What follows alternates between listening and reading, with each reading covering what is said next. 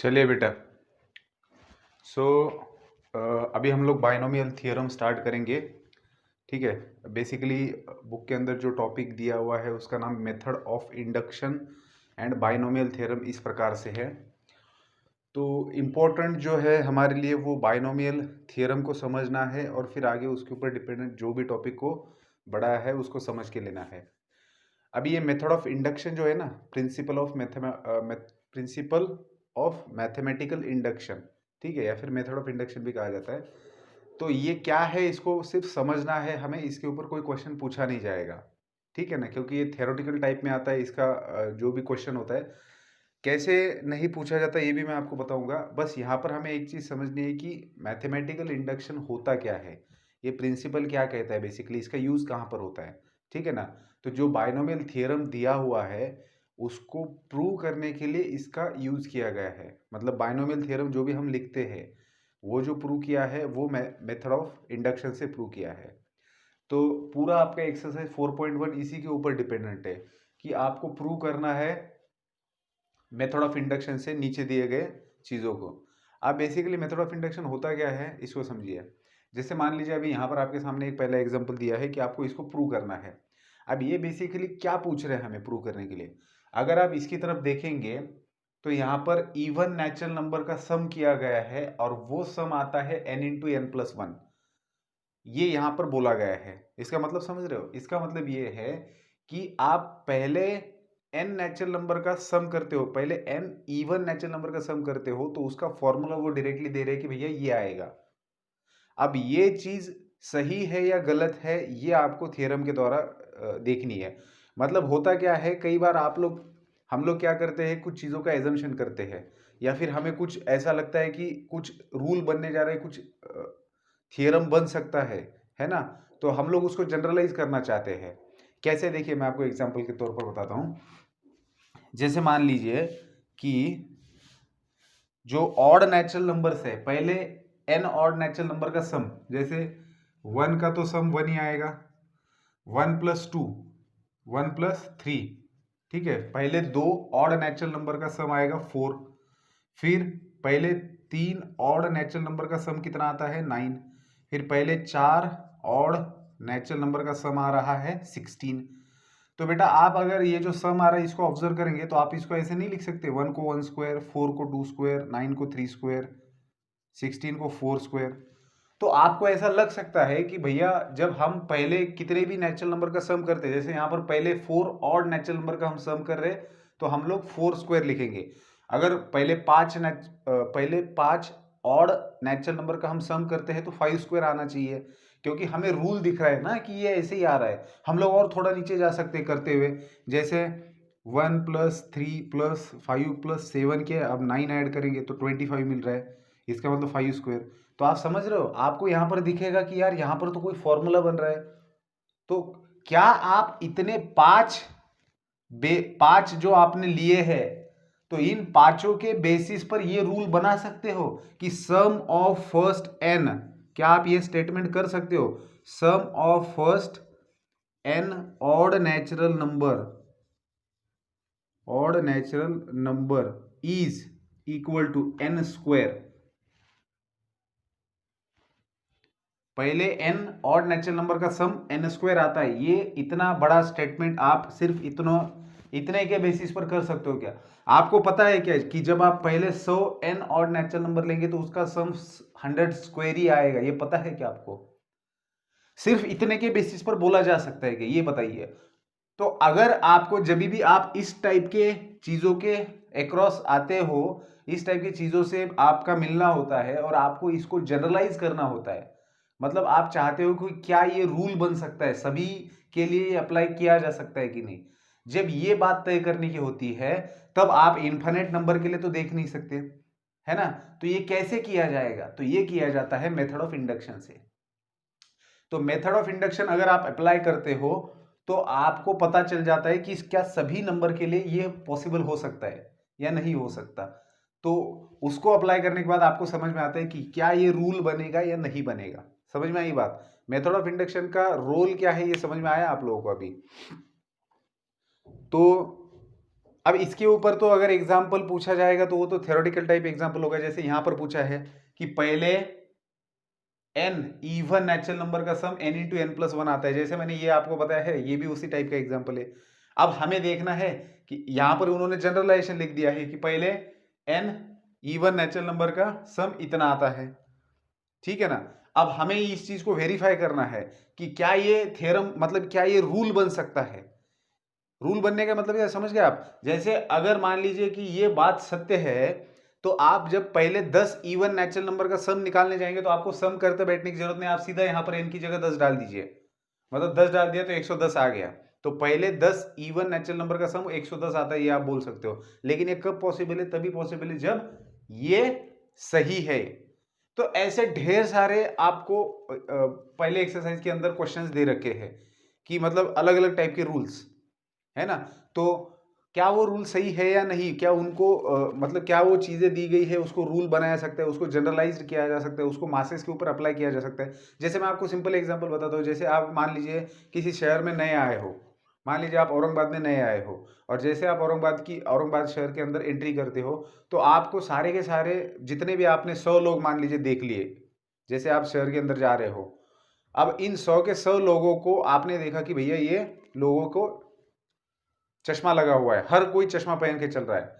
तो क्या आप ये जनरलाइज स्टेटमेंट कर सकते हो, आपने देखा 100 लोगों को कि 100 लोगों ने औरंगाबाद के अंदर चश्मे पहने हुए, एक भी बंदा जो आपने देखा वो बगैर चश्मे का नहीं है। तो क्या आप ये रूल बना सकते हो कि औरंगाबाद में रहने वाला हर आदमी चश्मा ही पहनता है? क्या आप इस बात को जनरलाइज्ड कर सकते हो, औरंगाबाद के मासेस के ऊपर ये अप्लाई कर सकते हो क्या? तो आप कहोगे कि भैया बोल नहीं सकते जब तक हम हर एक आदमी को चेक नहीं करेंगे। तो वो तो इन जनरल एग्जांपल था, इसलिए वहां पर हम लोग ऐसे बोलेंगे, वहां पर तो सर्वे करना पड़ेगा। लेकिन मैथमेटिक्स में क्या होता है, आपको जैसे मान लीजिए ये रूल बन सकता है कि नहीं, ये चेक करने के लिए आपको भी तो ये देखना पड़ेगा ना कि ये हर नंबर के लिए ये पॉसिबल है या नहीं। तो हर नंबर के लिए करते बैठेंगे तो सभी मनुष्य अगर इस काम में जुट जाएंगे तो भी ये पॉसिबल नहीं होगा। तो इसलिए मैथमेटिकल इंडक्शन जो है वो काम में आता है। अब मैथमेटिकल इंडक्शन क्या करता है ये आप देखते हैं कि किस तरीके से मैथमेटिकल इंडक्शन का यूज करके ये रूल बन सकते हैं कि नहीं, ये हम लोग चेक करते हैं। तो मैथमेटिकल इंडक्शन से चेक करते हो सबसे पहले हमें क्या करना होता है, देखिए यहां पर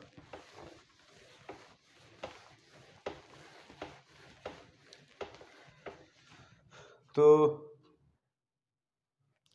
एक सेकेंड ना,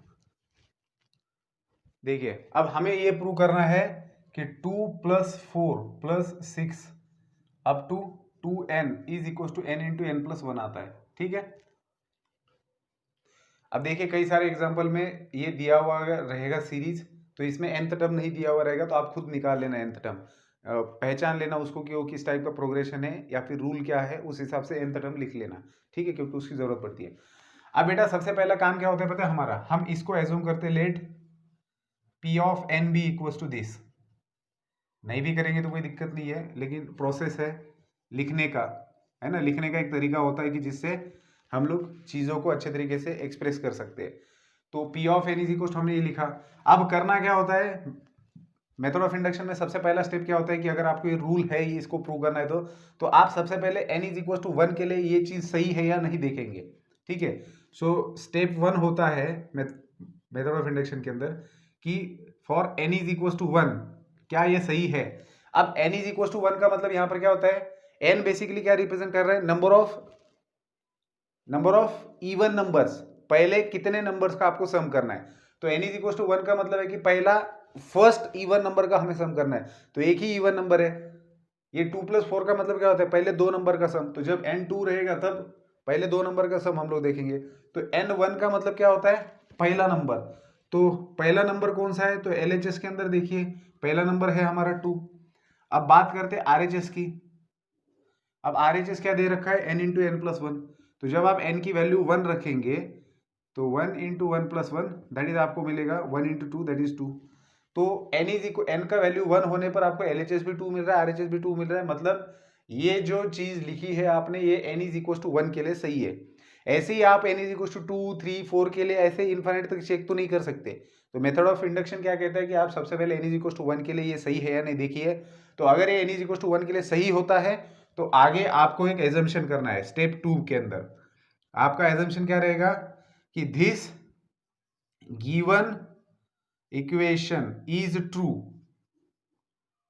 true for n is equal to k. मतलब अगर ये n इज इक्वल टू 1 के लिए ट्रू है तो आपका ये एजम्पशन रहेगा कि ये फिर n is equal to k, मतलब किसी भी नंबर के लिए ट्रू है, ये हमारा एजम्पशन है। तो अगर ये चीज किसी भी नंबर के लिए ट्रू है, के नंबर के लिए ट्रू है, पहले के इवन नेचुरल नंबर्स के लिए अगर ये ट्रू है, तो एलएचएस में क्या मिलेगा आपको? तो अगर ये ट्रू है तो इसका मतलब ये दोनों इक्वल है, ठीक है ना।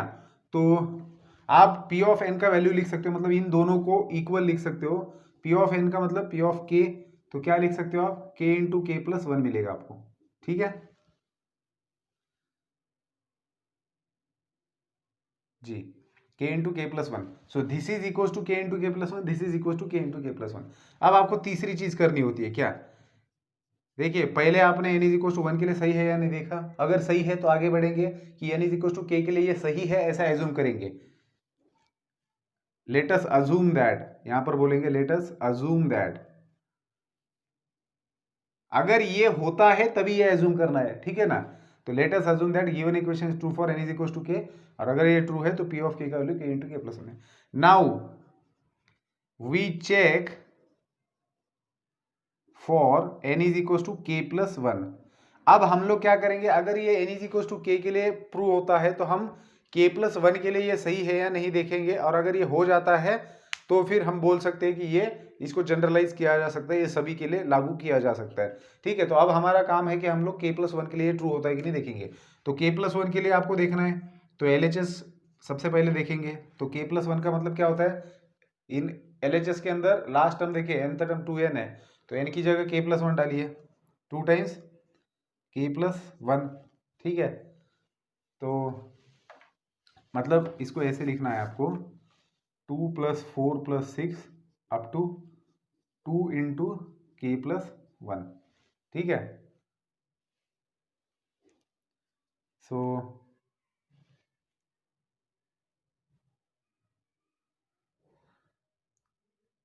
2 plus 4 plus 6 plus up to 2k plus 2। अगर आप बेटा इसको देखेंगे तो ये है क्या बेसिकली, ये p ऑफ n है ना, 2 plus 4 plus 6 up to 2n, यहाँ पर सिर्फ 2k है। तो आप इतने का जिसको मैंने अंडरलाइन किया है, इसकी वैल्यू क्या लिख सकते हो? सेकंड स्टेप में देखिए, p ऑफ k का वैल्यू क्या है, वो है k इंटू के प्लस 1। तो आप यहाँ पर लिख सकते हो k इंटू के प्लस 1, और ये प्लस 2, ठीक है।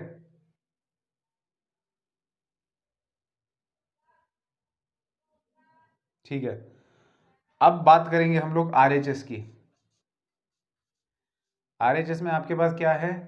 n इंटू एन प्लस 1 है। अब n की जगह आपको क्या रखना है? k प्लस 1 रखना है। सो k प्लस 1 इंटू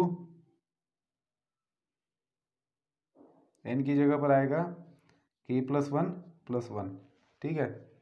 तो ये बन जाएगा k plus 1 into k plus 2, ठीक है। यहाँ पर कुछ तो गड़बड़ हुआ है।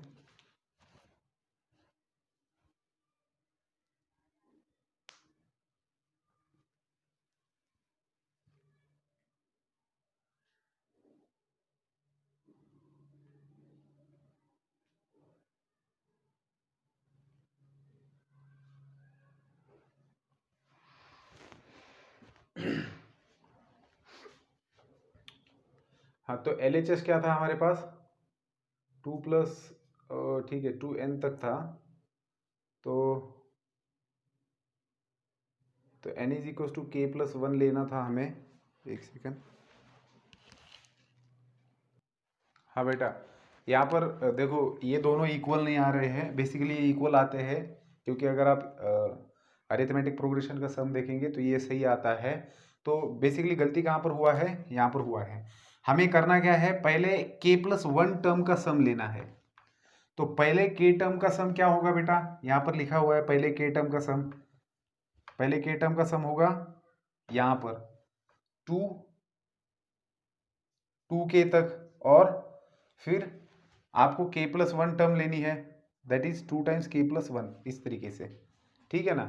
तो अब यहाँ पर आप लोग लिख सकते हो कि इसका जो आएगा आउटपुट वो रहेगा k इंटू के प्लस 1, और ये टर्म है प्लस 2 टाइम्स k+1, ठीक है। तो इन दोनों में से कॉमन निकलेगा k+1 इंटू k+2 बचेगा। सो अगर आप देखेंगे तो n = k+1 के लिए LHS जो आ रहा है वही RHS आ रहा है। तो इसका मतलब है कि ये जो भी रूल लिखा गया है उन लोगों के द्वारा for sum of first n even natural number के लिए, तो ये सही है, ठीक है।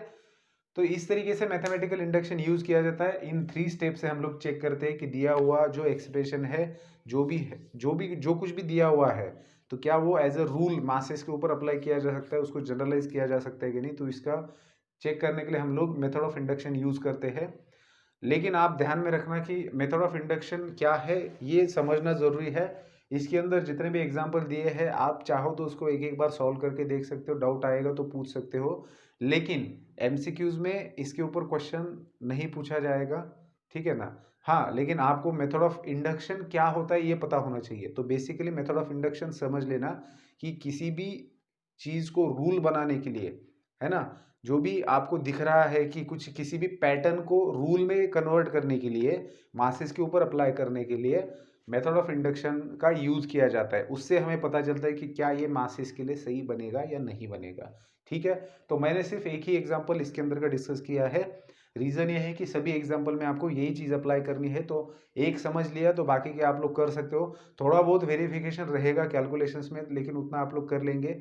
डाउट आता है तो आप लोगों को पूछना है, ठीक है।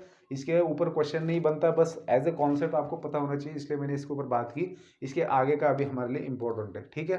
तो मिलते हैं नेक्स्ट वीडियो में जिसके अंदर हम बाइनोमियल थ्योरम देखेंगे। Good bye.